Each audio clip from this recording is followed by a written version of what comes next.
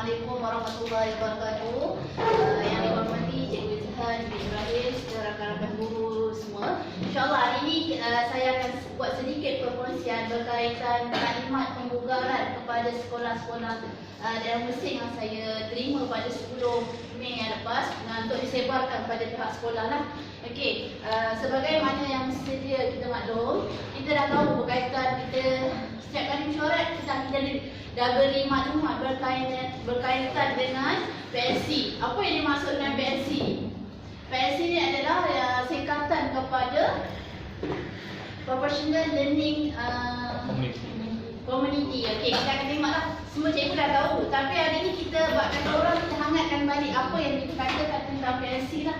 Okey. PSC ni pun saya cakap pun saya pun masih baru sebab ditugaskan sebagai penyaras PSC pada tahun ni. Jadi mungkin ada kekurangan daripada pihak saya atau kesalahan. Cikgu-cikgu yang lebih berpengalaman boleh utarakan apa yang saya salah. Sebab kita pun bukan sempurna.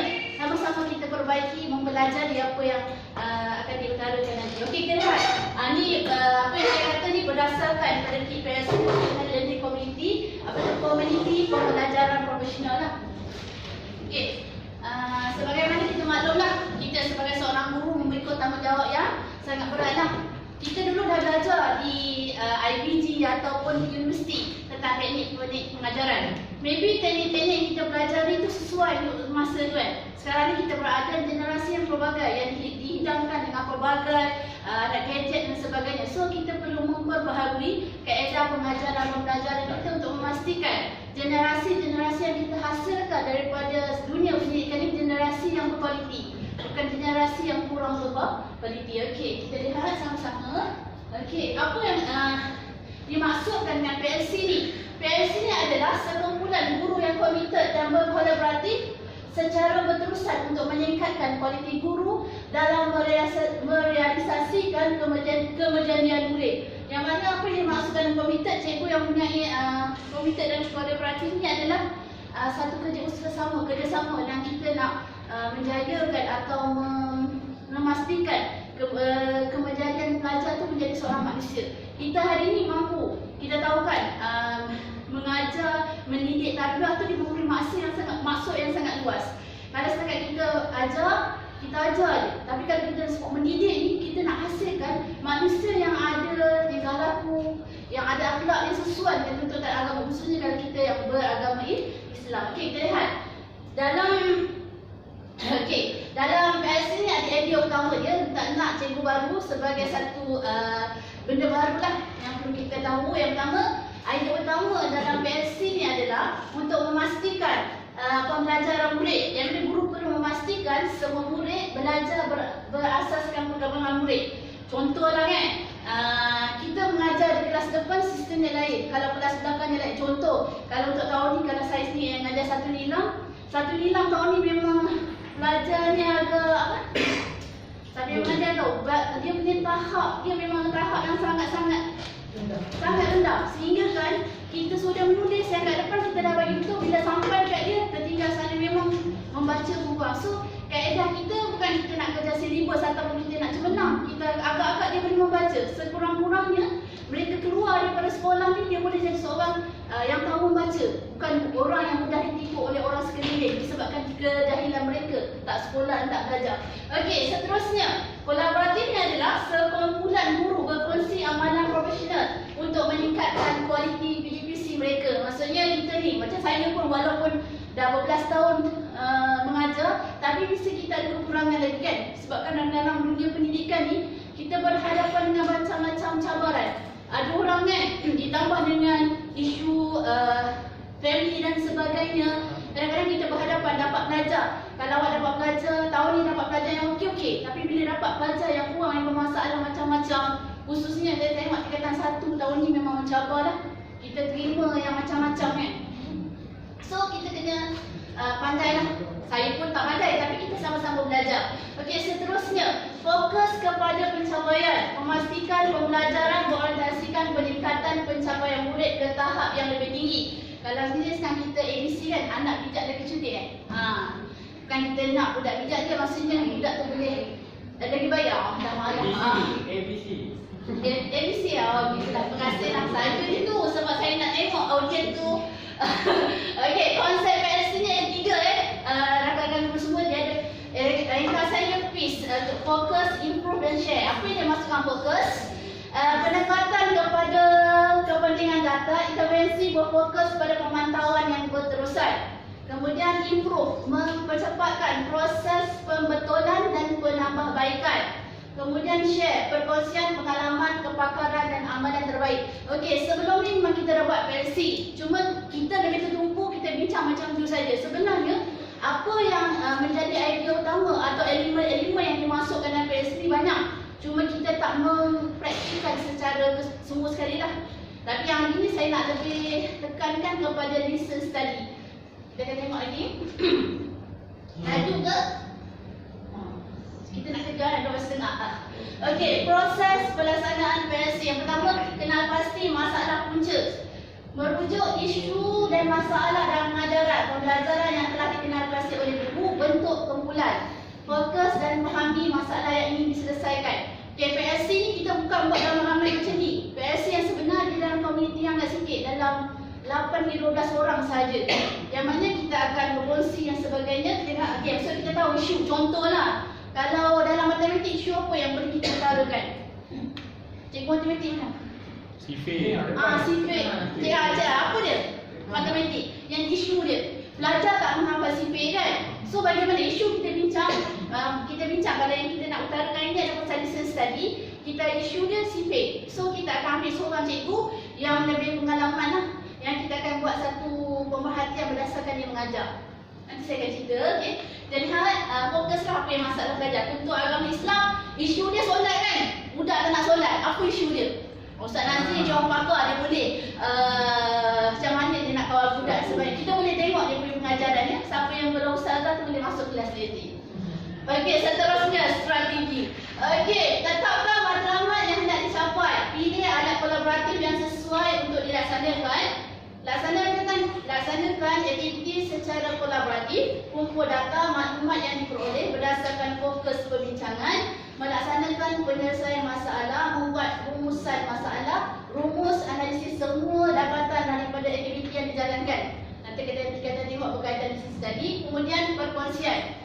Motif dia kita nak kongsi sebab kita masing-masing ada orang yang lebih dekat teknik dia, ada orang lebih teknik menanda dan sebagainya. Semua tu kita berkongsi sebab kita masing-masing ni semua cikgu ada kekurangan. So kita kongsi kita dalam teamwork kita nak melengkapi segala kekurangan rakan-rakan kita melalui kita perkongsian ilmu. Okey. Seterusnya strategi dan alat kolaboratif PLC adalah dialog refleksi. Cikgu boleh baca lah. Nanti saya akan share sekali buku kit PLC tu ke cikgu. Protokol, perbincangan, telak buku, kumpulan belajar buku. Maksudnya kalau grup camping guru baru tu, boleh buat satu grup. Itu pun dah boleh masuk PLC. Dengan masuk ke SLKPM, saya sahkan. Kerana kita maklum lah. Okey. Perkongsian amalan terbaik, jelajah pembelajaran, bimbingan rakan sebaya, belajar menggunakan rancangan pengajian harian, sesi perkongsian guru. Okey, fokus kepada kolektif terhadap pembelajaran murid, analisis data, pemetaan kurikulum, pentaksiran serentak, kumpulan rakan kritik. Kemudian kolaboratif, pasukan melintang, menegak, industri pemotoran guru baru, projek, penyelesaian. Ini boleh baca. Saya laju lagi Laju lagi. Okey, kemudian kita lihat PLC sebagai platform dalam PPD. Dia berkait lah. Yang mana kita akan tengok rekod PPD tu tahap 1 hingga 6 dengan pasti fokus dan sebagainya. Isu merujuk kepada rekod TV murid, info di mengesan punca utama dan juga pedagogi dan sebagainya. Okey, kita lihatlah. Ini dia dah bagi apa tu fokus, apa tu improve dan juga share lah. Cikgu boleh baca sebab saya laju lagi. Okey. Ini okey lagi sesi perkongsian guru, analisis data. Cikgu tak yang penting sebab hari ni kita nak fokus sebab PPD tahun ni kita memang sekolah kita memang tinggi lah. 105 kata saya. Kita PLC yang kita buat, tapi satu pun kita punya PLC tak ada listen study. Kenapa tu listen study tu penting? Kita tengok sama-sama. Okey, ni kalau cikgu baru sebab tahun ni atas permintaan atau saranan daripada PPD, setiap guru perlu menjadi ketua kepada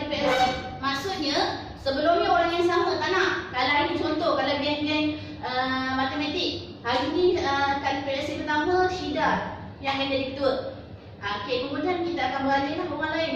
Andarida ke, Cikgu Norazila ke, sebab kita nak beri peluang semua orang menjadi ketua. Sebab sebenarnya kita nak berlatih kepimpinan dan sebagainya lah.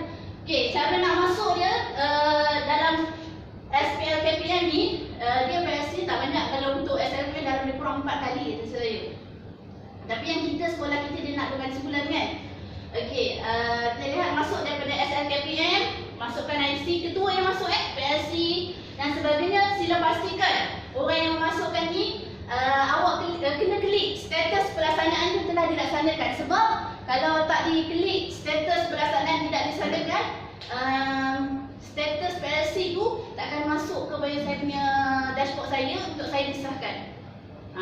So pastikan buat dan juga pelaksanaan itu telah dilakukan dan hantar kepada saya untuk satu simpanan SLKPM, satu lagi untuk file PLC. Okey. Okey, ni tak perlu ke okey, ini surat. InsyaAllah saya akan tambah ini. Pelaksanaan kebudayaan komuniti pembelajaran profesional yang mana kita buat berdasarkan daripada surat yang diturunkan daripada KPM lah. Okey, ini borang PLC yang macam biasalah yang boleh kita, tapi yang saya nak khususkan ini adalah license study. Okey, ini borang laporan license study. Saya tak license lesson ni tak minta mahal lah, pintu orang kampung. Okey, okey, dia datang ni sebenarnya dalam PDF. Tapi saya dah try balik. Jadi saya akan share beberapa macam ni. Sebenarnya nampak macam banyak, tapi sebenarnya ada benda baik yang kalau kita boleh ambil. Memanglah kita tak nafikan kerja guru macam-macam. Tapi sebenarnya saya nampak ada yang baik yang boleh kita ambil. Nanti akan saya sharekan. Okey, kita nak ni borang ni kena 2 lah. Sebab dia ada borang pemerhatian. Kita akan tengok contohlah kalau matematik kita masuk kelas cikgu matematik masuk kelas Cikgu Norazila. So kita akan isi nama guru yang mengajar semua tarik kan. Okey, kita lihat. Tak nampak sini. Okey, kita lihat contoh penjelasan hasil pembelajaran dalam RPH. So kita tengoklah teknik dia mengajar dan sebagainya, teknik penyoalan. So dan ni yang dah bukan titik-titik lah, komen kalau ada komen, kalau tak ada komen. Okey. Ini yang ditawarkan oleh PBD. Dia kata kita banyak 105 tapi tak ada lesson study. Dia nak awal dia memang KPI kita nak lesson study lah. Lesson study okey. 105 itu memang paling tinggi. Okey. Dia kata nak ratio dia 1.1 lah. Maksudnya satu guru satu tajuk PLC. Kena ambil peranan lah masing-masing ada satu tajuk. Menambah 2 lesson dalam sekurang-kurangnya satu subjek satu. Apa tajuk? Tak kisah. Isu yang sama pun tak apa. Sebab kita nak bincangkan isu tu sampai kita dapat betul-betul solid. Nanti saya buat pembagian paradigma. Boleh. Okey. Kalau isu sama jadi dia tak, sebab kita kan dia ada penambahbaikan. maksudnya bilangan lesson tadi tu akan dikira walaupun isu sama. Kita lihat apa kita kan confuse PLC dengan CPD. PLC ni lebih kepada taklimat kumpulan kecil dan keperkuasaan, bukan mesyuarat, bukan taklimat, bukan bengkel.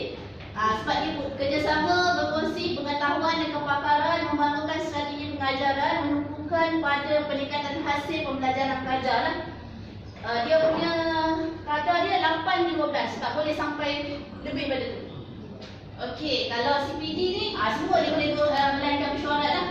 Ikut keperluan untuk bangunkan pengetahuan lebih kepada operasional lah. Okey.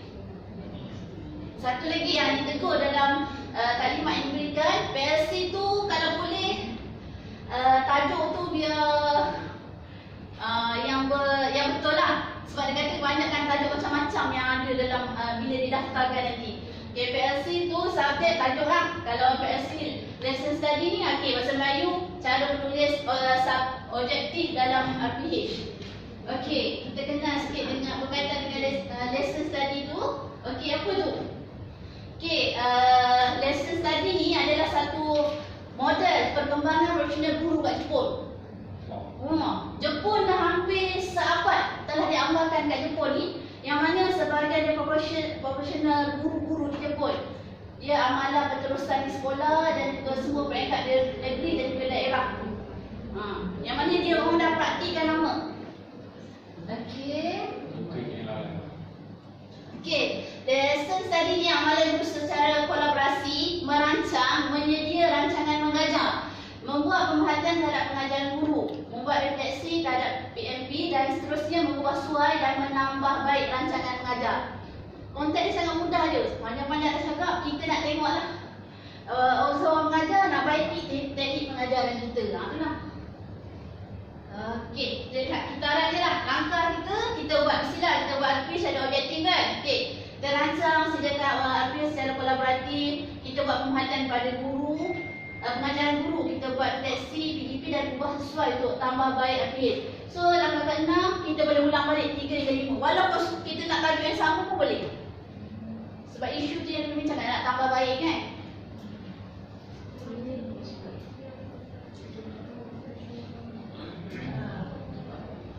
Okey, ini apakah necessary bagaimana seseorang guru terlatih dapat terus memperbaiki pelaksanaan pengajaran dan pembelajaran di sekolah.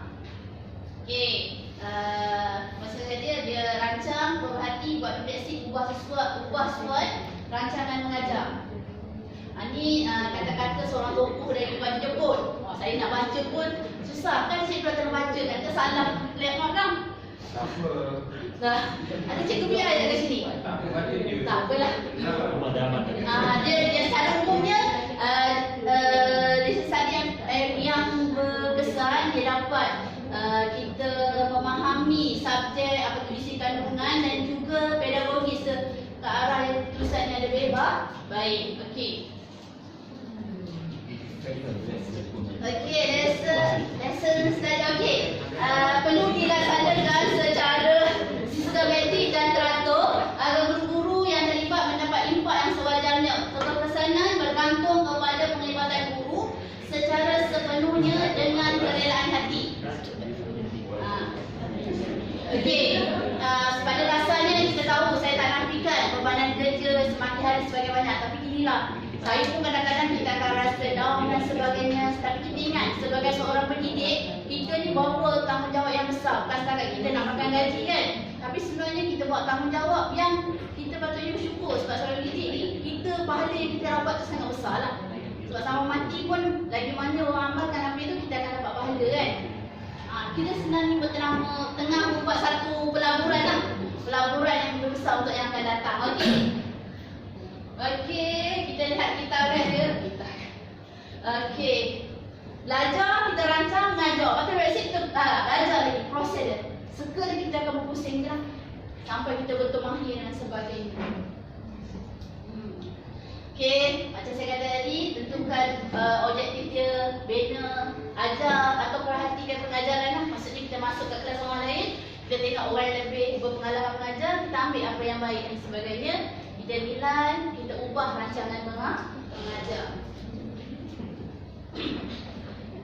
Okey, langkah-langkah dia, bentuk permulaan, tentukan matlamat, isu yang kita nak bincangkan, rancang, bina RPS, pelaksanaan pengajaran dan juga refleksi.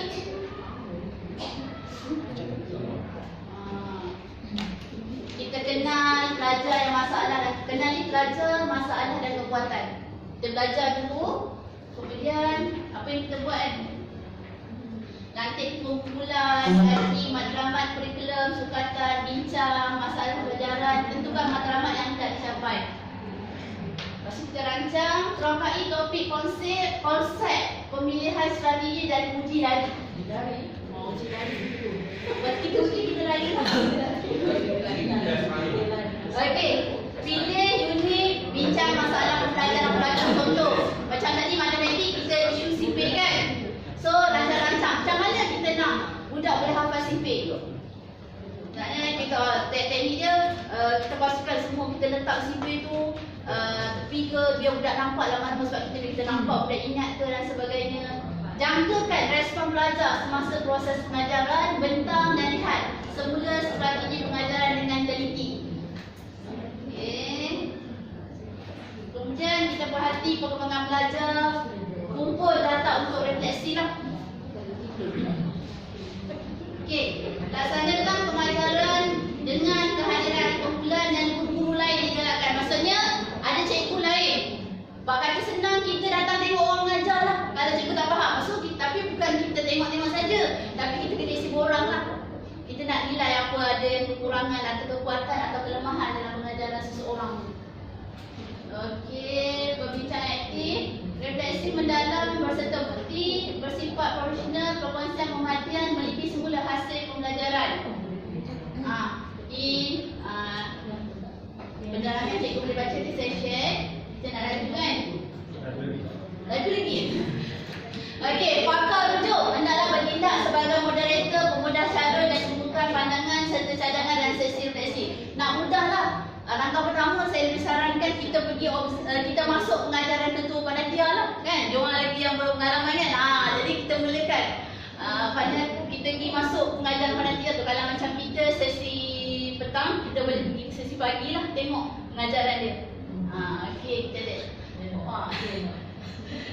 Okey, sesi refleksi bersifat profesional sebarang kritikan teguran bertujuan untuk meningkatkan profesional. Maksudnya kalau orang tegur tu kita cuba hati yang terbuka lah.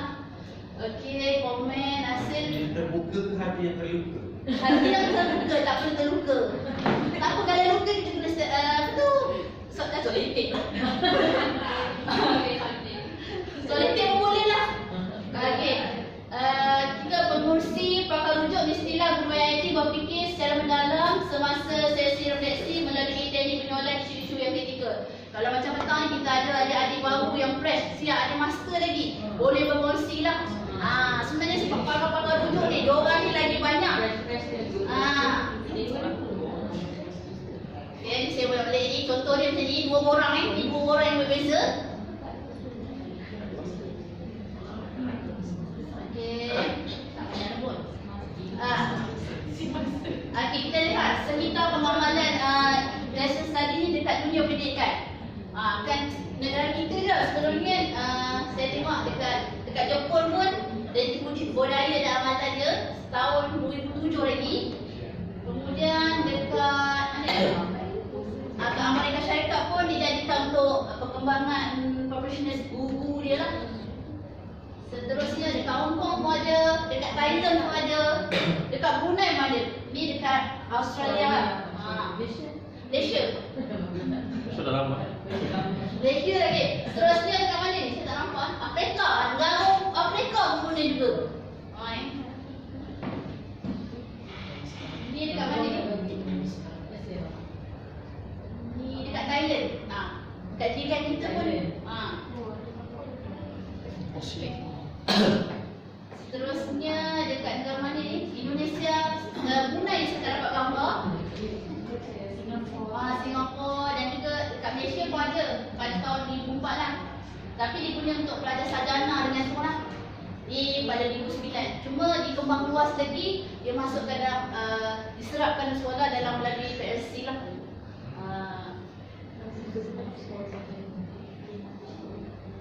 Okey.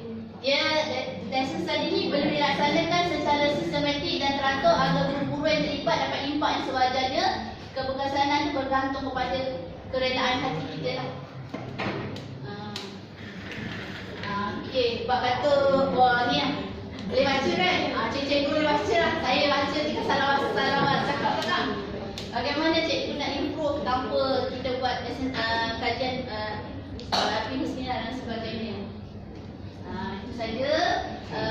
Saya ucapkan terima kasih kepada cikgu kerana dapat hadir kepada taklimat ni. Sekurang-kurangnya dia dapat memberi sedikit pengetahuan pada cikgu dan kita boleh amalkan dalam proses pengajaran dan pembelajaran kita. Sekian, terima kasih.